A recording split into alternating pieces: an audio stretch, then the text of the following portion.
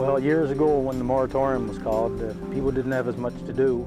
Well, the cod fishery was shut down, so every lobster license become active, and when all the lobster licenses are active, of course, there's more effort put into it, and more effort means more abuse on the lobster stocks themselves. In order to, I guess, curb the fact that people were taking undersized lobsters and just abusing it in different ways, this committee was formed.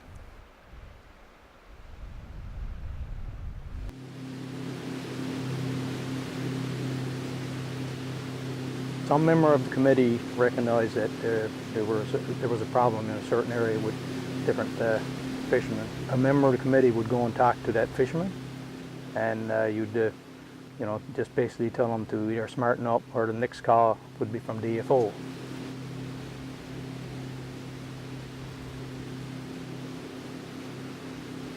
Well, once we got everything straightened out, got our closed area and everything done, we realized then that we need actually enforcement in this closed area, and we also needed science work done as well. And DFO was very quick to come on board. In the fall now, when the lobster traps are out in the closed area, of course, and in the adjacent area, DFO always provides patrol, and we haven't had any problems with any traps being hauled. So obviously DFO is doing their job.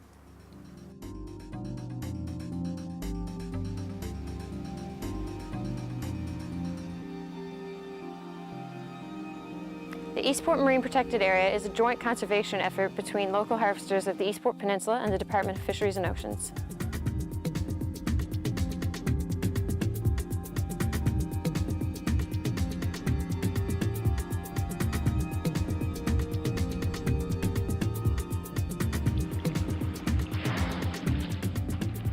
We have two programs in order to determine the performance of the Marine Protected Area. The first is a at-sea sampling program that happens during the commercial fishery, and in the fall of the year we have a tagging program that happens inside and surrounding the MPA.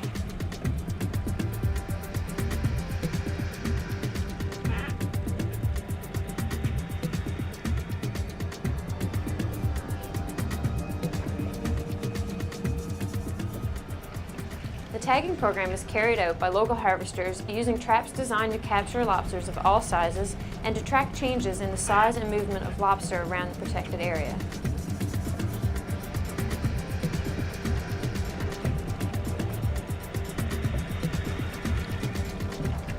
Captured lobsters are tagged, measured, and released at each monitoring area.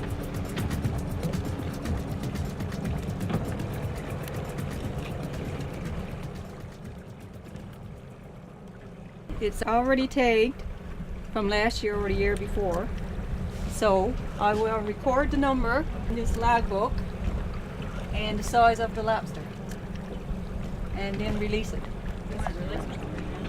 Yeah, I know. Aboard the boat, without her, I wouldn't even be able to do this.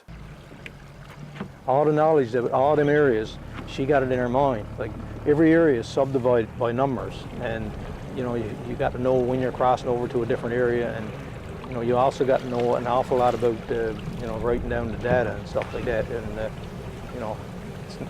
it's not my job, it's hers. And I can tell you, when we submit our scientific data to DFO, they know it's ours, right? Because it's spot on. When fishing effort is high, few lobsters survive to grow beyond commercial size, typically a little over a pound. We just want to know what's happening with the little ones, and you don't get them in the regular traps. Like in the fishing season, the traps are designed in order to catch the size that they can keep. So they don't want the little ones, they got to throw them back anyway, and so the doors are the right size, and then the little ones are kind of scared to get in with the big ones.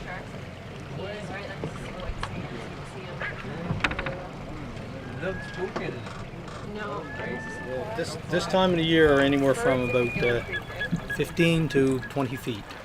That's basically where we set the traps. And sometimes we go a little bit deeper, but on average 15 to 20 feet. Plenty of deep for this time of the year. In the fall of the year, after the commercial fishery, local harvesters conduct a tagging program.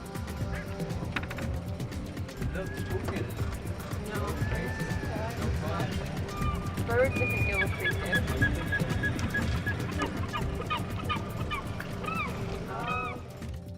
See, when the lobster molt, the tag, well, I say 80% of the time will stay with the lobster. But you know, if you put a tag on any part of the shell, once lobster molt, the tag is lost.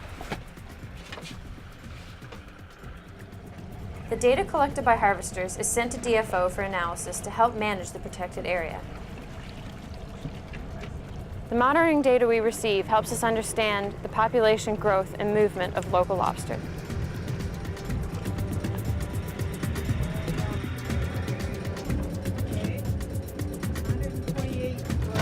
They gave me that data at work. That's what I got to do now, is read all your logbooks. Oh.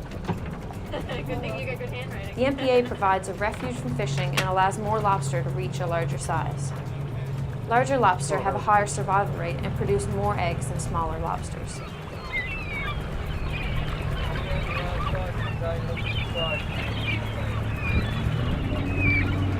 Between 4.5, I'd say about 4.5. We have seen significant increases in the lobster size inside the protected area.